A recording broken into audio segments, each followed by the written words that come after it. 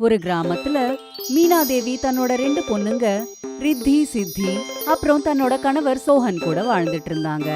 மீனாவும் மீனாவோட 2 பொண்ணுங்க ரித்தி சித்தியும் அம்மன் லக்ஷ்மி தேவியோட பக்தைகள்.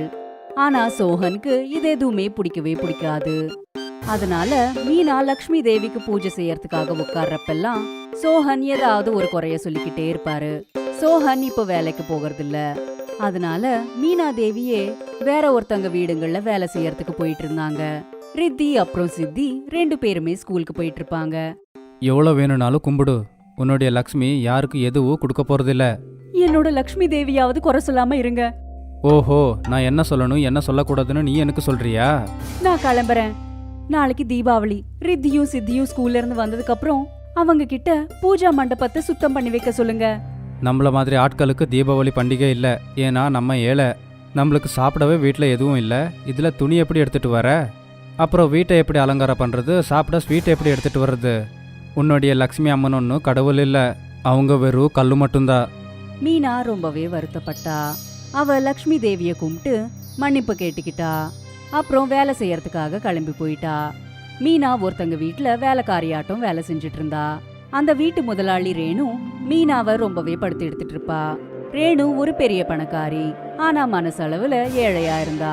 அவகிட்ட காசு அதிகமா இருக்குன்ட்டு திமிரா இருந்தா. அவ ஏழைங்களை சுத்தமா மதிக்கவே மாட்டா. ஓஹோ மகாராணி, மொத்தத்துல வந்துட்டீங்க, நல்லதா போச்சு. அம்மா அது வாய மூடு, உனக்கு தெரியும்ல தீபாவளி வரப்போகுதுன்னு. அப்புறம் தீபாவளி நேரத்துல எவ்வளவு வேலைகள் இருக்கும். ஆனா நீ தினமும் லேட்டாவே வந்துட்டு இருப்ப. இப்படியே போனா உன்னை வேலையில இருந்து நீக்கிடுவேன். மன்னிச்சிடுங்க அம்மா, நான் வந்துட்டு தான் இருந்தேன். பஸ் வரத்துக்கு கொஞ்சம் லேட் ஆயிடுச்சு. நான் ஒழுங்கா வேலை செய்யறேன். எனக்கு நல்லா தெரியும் உன் ஒழுங்கான வேலை எப்படி இருக்கும்ட்டு. எந்த ஒரு வேலையும் சரியா பண்ண மாட்டேன். அடுத்தவங்கள முட்டாளாக்க மட்டும் நல்லா தெரியும். ஐயோ இல்லம்மா, அப்படி எதுவும் இல்ல. மீனா இன்னியோட வேலை எல்லாத்தையும் முடிச்சிட்டு அவளோட வீட்டுக்கு திரும்பி போயிட்டா. மீனா வீட்டுக்கு வந்ததுமே சாப்பாட்டை சமைச்சா. அவளோட 2 பொண்ணுங்க ரித்தியும் சித்தியும் கூட வந்திருந்தாங்க. சாப்பாட்டை செஞ்சதுக்கு அப்புறம் மீனா ஒரு தட்டுக்குள்ள லக்ஷ்மி தேவிக்காக பிரசாதத்தை வச்சா. அப்புறம் தன்னோட 2 பொண்ணுங்க கிட்ட இப்படி சொன்னா, ரித்தி சித்தி கண்ணுங்களா, 2 பேருமே போய் அந்த லக்ஷ்மி தேவிக்கு பிரசாதத்தை படைச்சு இந்த சாப்பாட்டை வெளியில பசுமாட்டுக்கு போட்டுருங்க. சரிம்மா. சோஹன் வெளியில சோஃபால உட்காந்துக்கிட்டே அவங்க பேசுறத கேட்டான். சோஹனுக்கு ரொம்ப கோபம் வந்துச்சு. அவன் கோவமா மீனாவை திட்ட ஆரம்பிச்சான். இந்த வீட்டில் சாப்பாடு அவ்வளோ ஈஸியாக கிடைக்குதா என்ன? ஒரு கல்லுக்கு இங்கே எல்லாரும் சாப்பாடை படிக்கிறீங்க, அதுக்கப்புறம் அதை கொண்டு போய் மாட்டுக்கு கொடுத்துட்டு வர்றீங்க. இங்கே ஒவ்வொரு வேலைக்கு நாம சாப்பாட்டுக்கு கஷ்டப்படல. இது வரைக்கும் நீங்கள் கஷ்டப்படுறது அந்த அம்மன் பார்க்குறாங்க தானே? உங்கள் கண்ணீருக்கு அவங்க எப்பாச்சும் ஏதாவது பதில் கொடுத்துருக்காங்களா? நாம இப்போ சாப்பிட்ற சாப்பாடெல்லாம் அந்த லக்ஷ்மி தேவியோட தயவால தான் கிடைச்சிருக்கு. தயவு செஞ்சு லக்ஷ்மி தேவிய பத்தியாவது இந்த மாதிரி பேசாதீங்க. போதும் போதும், வாய மூடு. இதுக்கப்புறம் என்கிட்ட எதுவும் பேசக்கூடாது. நீங்க எல்லாத்தையுமே வீணாக்குறீங்க. ஒரு நாள் நம்ம வீட்லயும் சாப்பிட எதுவுமே இருக்க போறதில்ல. சோஹன் லக்ஷ்மி தேவியோட படத்தை கையில எடுத்து வீட்ல இருந்து வெளியில போயிட்டு இருந்தான். மீனாவும் அவரோட 2 குழந்தைங்களும் அவனுக்கு புரிய வைக்க பார்த்தாங்க.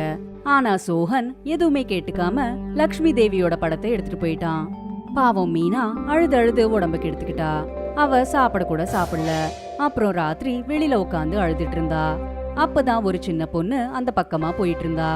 அவ ரொம்ப அசுத்தமான துணிகளை போட்டுக்கிட்டு இருந்தா. அப்புறம் அந்த துணியும் கிழிஞ்சு போயிருந்தது. அந்த சின்ன குழந்தைகிட்ட இருந்து துர்நாற்றம் வந்துட்டு இருந்தது. அப்புறம் அவளோட துணிகளை பார்த்தப்போ அந்த குட்டி அப்பாவி குழந்தை நிறைய நாளா குளிக்காத மாதிரி இருந்தது. அந்த குழந்தை மீனா அழுதுட்டு இருக்கிறத பார்த்து அவ மீனா கிட்ட இப்படி கேட்டா, நீங்க ஏன் அழுதுட்டு இருக்கீங்க? ஒண்ணும் இல்லம்மா, என்னோட அம்மா என்கிட்ட இருந்து தூரமா போயிட்டாங்க. என்னோட லக்ஷ்மி தேவி கிளம்பிட்டாங்க. அம்மா லக்ஷ்மி தேவி, உங்களுக்கு நான் சொல்றது கேட்டதுன்னா என்ன தயவு செஞ்சு மன்னிச்சிடுங்க. நான் எப்பவுமே உங்களை தூரமா வைக்க விரும்பவே இல்ல. ஆனா என்னால எதுவுமே செய்ய முடியல. என்ன மன்னிச்சிடுங்க லக்ஷ்மி தேவி. அம்மா, நான் உங்களை அம்மான்னு கூப்பிடலாமா? ஏன்னா எனக்கு அம்மாவே இல்ல. அப்புறம் எனக்கு ரொம்ப ரொம்ப பசிக்குது. என்கிட்ட சாப்பிடுறதுக்கு கூட எதுவும் இல்ல. அப்புறம் என்னோட பேரும் லக்ஷ்மி தான். வாடா கண்ணு, நான் உனக்கு சாப்பாடை ஊட்டுறேன், நான் உனக்கு என் கையாலேயே ஊட்டுறேன். நான் லக்ஷ்மி தேவிக்காக பிரசாதத்தை எடுத்து வச்சிருந்தேன், ஆனா என்னால அவங்களுக்கு கொடுக்க முடியல. உனக்கு நான் கண்டிப்பா ஊட்டுறேன். அந்த லக்ஷ்மி தேவிய சாப்பிட்டாங்கன்னு நான் நினைச்சுக்கிறேன். வாடா செல்லம், நான் உனக்கு சாப்பாடை ஊட்டுறேன். மீனா அந்த சின்ன பொண்ணு லக்ஷ்மிய தன்னோட வீட்டுக்கு கூட்டிட்டு போனா. அப்புறம் அவளை நல்லா குளிப்பாட்டி அவளுக்கு ரித்தியோட ட்ரெஸ் போட்டா. மீனா லக்ஷ்மி தேவிக்காக எந்த பிரசாதத்தை எடுத்து வச்சாலோ அந்த பிரசாதத்தை மீனா அந்த சின்ன குழந்தைக்கு தான் கையால ஊட்டினா.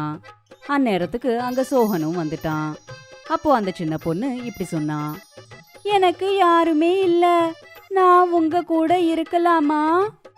இது வீடு, சத்திரம் இல்ல. இங்க எங்களுக்கே சாப்பிட வீட்டில் ஒன்றும் இல்லை. இதுல உன்னை எப்படி பாத்துக்கிறது? நீங்க என்னோட அம்மனை எடுத்துட்டு போயிட்டீங்க. கொஞ்சம் தயவு செஞ்சு இந்த குழந்தைகிட்டயாவது நல்லபடியா பேசுங்க. கண்ணு, எங்க வீட்ல பெருசா சாப்பிட்றதுக்கு எதுவுமே இல்ல. ஆனா என் பொண்ணுங்க எதை சாப்பிடுவாங்களோ அவங்க பங்குல இருந்து உனக்கும் கொஞ்சம் கொடுப்பாங்க.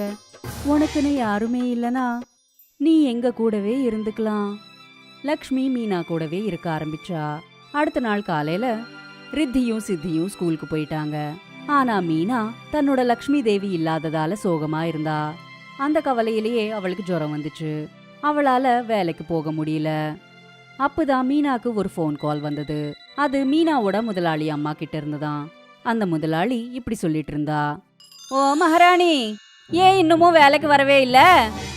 எனக்கு உடம்பு சரியில்லை. அப்போ உங்க அப்பா வந்து வேலை செய்வாரா? இப்போ மரியாதையா வேலைக்கு வா, இல்லனா நிரந்தரமா லீவ் எடுத்துக்கோ. இல்ல இல்ல முதலாளி அம்மா, எனக்கு லீவ் ஒன்றும் வேண்டாம், நான் கிளம்பி வரேன். கால் கட் ஆயிடுச்சு. மீனா ரொம்ப வருத்தப்பட்டா. அந்த சின்ன பொண்ணு லக்ஷ்மியும் இதெல்லாத்தையும் பார்த்துட்டு இருந்தா. அம்மா, நீங்க எனக்கு நிறைய உதவி செஞ்சிருக்கீங்க, அதனால இன்னைக்கு உங்களுக்கு பதிலா நான் வேலைக்கு போறேன். மீனா இதுக்கு ஒத்துக்கவே இல்ல. ஆனா லக்ஷ்மி மீனா சொன்னதை எதையுமே கேட்டுக்காம வேலைக்கு போயிட்டா. தீபாவளிக்கான நாளும் வந்துச்சு. தீபாவளி அன்னைக்கு கூட சாப்பிடறதுக்கு மீனா கிட்ட எதுவுமே இல்ல. மீனா தன்னோட 3 பொண்ணுங்களோட சோகமா உட்காந்துட்டு இருந்தா. அங்கேயே பக்கத்துல உட்கார்ந்த சோகன் அவளை திட்டிக்கிட்டே இருந்தான். அம்மா லக்ஷ்மி தேவி, நான் உங்களுக்கு பூஜை செய்ய நினைக்கிறேன், ஆனா இந்த தீபாவளி அன்னைக்கு நீங்க என் கூட இல்ல. நான் உங்களுக்கு எப்படி பூஜை செய்யறது? சின்ன பொண்ணு லக்ஷ்மி இதெல்லாத்தையும் கேட்டு சிரிச்சா. அவ உடனே லக்ஷ்மி தேவியோட ரூபத்துக்கு வந்துட்டா. அத பார்த்து எல்லாரும் அதிர்ச்சி அடைஞ்சாங்க. சோகனும் மீனாவும் லக்ஷ்மி தேவிக்கு கும்பிட்டாங்க. மீனா, உன்னோட பிரார்த்தனைகள்ல உண்மையான பக்தி இருக்கு. உனக்கு என்கிட்ட இருந்து எதுவுமே வேண்டாம். உனக்கு எப்பவுமே நான் மட்டும்தான் வேணும். அதனாலதான் நானே உன்கிட்ட வந்தேன். அப்புறம் இன்னொரு விஷயம், நான் இனிமே உன் கூடவே இருப்பேன். இன்னைக்கு உங்களுக்கு என்னோட தரிசனம் கிடைச்சிருக்கு. அப்புறம் மீனா, உன்னோட கணவருக்கு ஒரு நல்ல வேலை கிடைக்கும். நான் உங்களோட வீட்டு அறைக்குள்ள 2 பானைகளை வச்சிருக்கேன். அம்மா, அம்மா, எனக்கு தரிசனத்தை கொடுத்ததுக்கு ரொம்ப ரொம்ப நன்றிமா. அம்மா, நீங்க என்னோட பக்திக்கான பலனை கொடுத்துட்டீங்க. என்னை மன்னிச்சிடுங்கம்மா. எனக்கு துக்கம் அதிகமானதுனால இப்படி எல்லாம் மாறிட்டேன். என்னை மன்னிச்சிடுங்க. நீங்க எல்லாம் நல்ல நாட்களோட அருமையை தெரிஞ்சுக்கிறதுக்காக தான் நீங்க கெட்ட நாட்களை பார்க்க வேண்டியிருக்கு. இப்படி செய்யறதால நீங்க நல்ல நாட்கள்ல திருப்தியா இருப்பீங்க. நீ கவலைப்படாத சோகன், நான் உன்னை மன்னிச்சிட்டேன். இப்போ உள்ள இருக்கிற பணத்தால நீ உன்னோட வேலைய ஆரம்பி, சந்தோஷமா வாழுங்க. இப்படி சொல்லி லக்ஷ்மி தேவி மறைஞ்சிட்டாங்க. அப்புறம் மீனா, சோகன் அவங்களோட 2 குழந்தைங்களும் ரூம்குள்ள போய் பார்த்தாங்க. அங்க தங்க வைரத்தால நிறைஞ்சிருக்கிற பானைங்க இருந்தது. அப்புறம் அவங்க எல்லாம் அவங்களுக்காக புது ட்ரெஸ்ஸும் ஸ்வீட்ஸையும் வாங்கினாங்க. அவங்க வீட்டுக்கு திரும்ப வந்து சந்தோஷமா தீபாவளிய கொண்டாடினாங்க. அப்புறம் மிச்சம் இருக்கிற காசால ஒரு வியாபாரத்தை ஆரம்பிச்சு ஒரு பெரிய வீட்டை வாங்கி அதுலயே இருக்க ஆரம்பிச்சாங்க. இப்போ அவங்களோட வாழ்க்கை நல்லபடியா மாறிடுச்சு.